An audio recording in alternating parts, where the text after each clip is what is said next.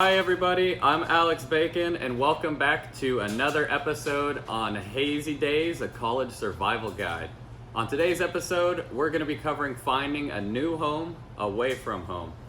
Now, every student struggles to find their place where they fit in perfectly in college, so we're going to discuss a few ways on how to find that, as well as some things you should keep in mind when looking for these.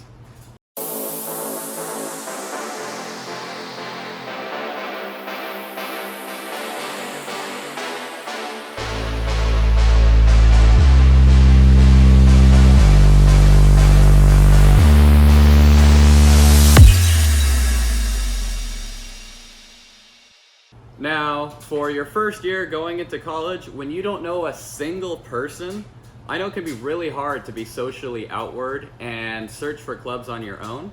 But let me tell you, even for those antisocial people, it is still super easy to find a club or organization where you feel like you fit in, and it can also act like a support group for you as well as others. Now, there are so many different kinds of groups and activities you can participate in college. I would recommend going to your college website and looking through all of the different clubs that they offer. When I did that for Washington State University, a list of over 450 clubs came up. That is so many different opportunities, and I know for a fact you will find the one that fits you perfectly. So there is a club for every single person on campus, with all sorts of different realms of studies, majors, academics, sports. You can find anything you want. Now, all these different groups, you got political clubs, academic clubs, arts and theater clubs, intramural sports, club sports, the Greek life system, which is what I chose to participate in, as well as a list that just continues on forever. Now, when looking into these clubs, you should really kind of get your set of values down, as each club or group that does all these activities, they kind of have one or many of these four different values that they carry with them. One of them being academic. So if you are the antisocial type of person, these are probably the easiest groups for you to find, especially because you don't even have to leave class to find these types of groups. You can find them on posters throughout the hallways of your college, as well as in class when people come in to talk about their clubs in hopes to get a large audience that is willing to join that club. Now, for those that are antisocial and you're not really sure you want to make that first move into the club, let me tell you, me going into college, I was very antisocial. I was scared to, reach out and have that first interaction with people. But as soon as I got into the Greek life system, that all went away. My confidence went through the roof. I wasn't afraid to have face-to-face contact with anybody anymore. And, it made me feel more prepared for the future and what was to come. Now, another value that some groups have is social.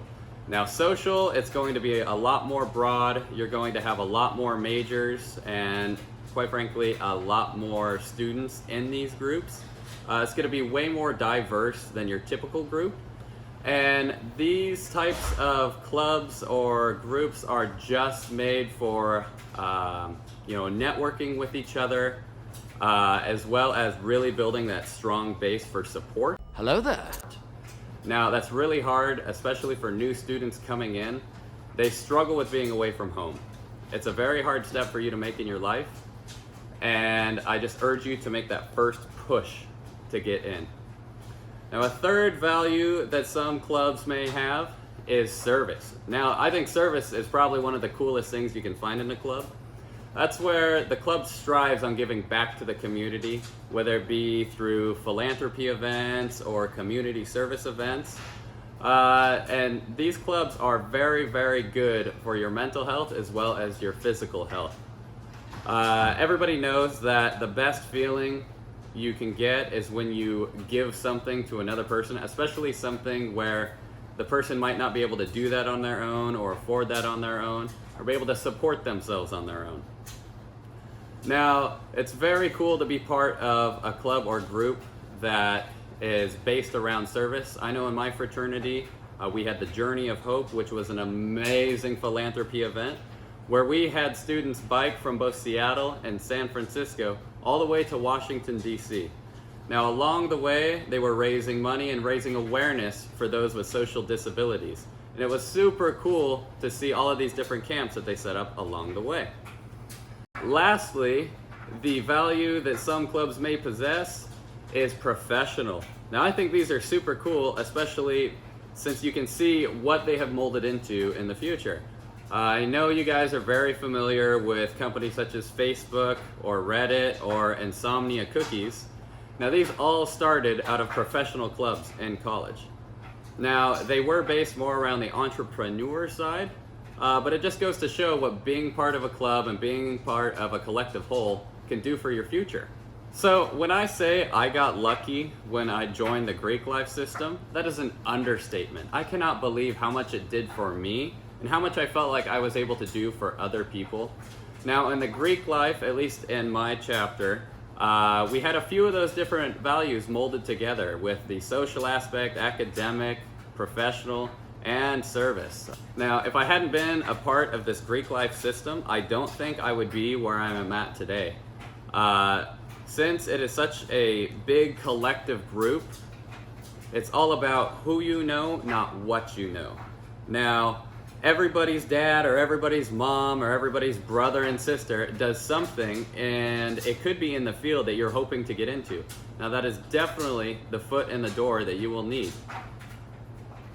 As far as the academic aspect goes, I know my first semester in college was a little rough. I had a 2.8 for GPA, but that next semester, once I got into the Greek system, we were required to have our study hours, which was between 8 to 10 hours a day, depending on what your GPA was that previous semester.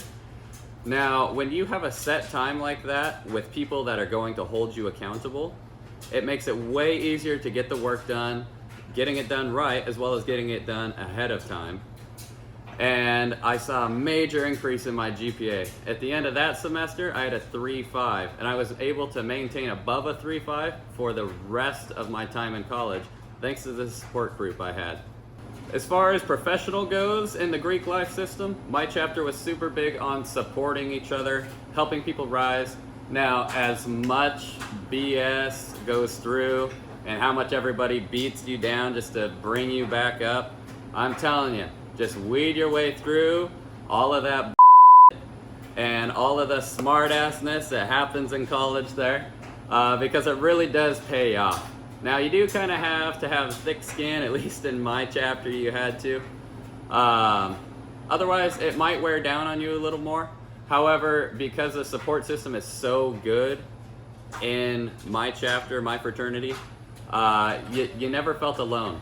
If stuff was getting to you, you were starting to break down in some areas, everybody was super helpful and more than willing just to give you the shirt off your back, just to make sure that you're going to be successful, you're in the right headspace, and you're going to be all right and set for your future.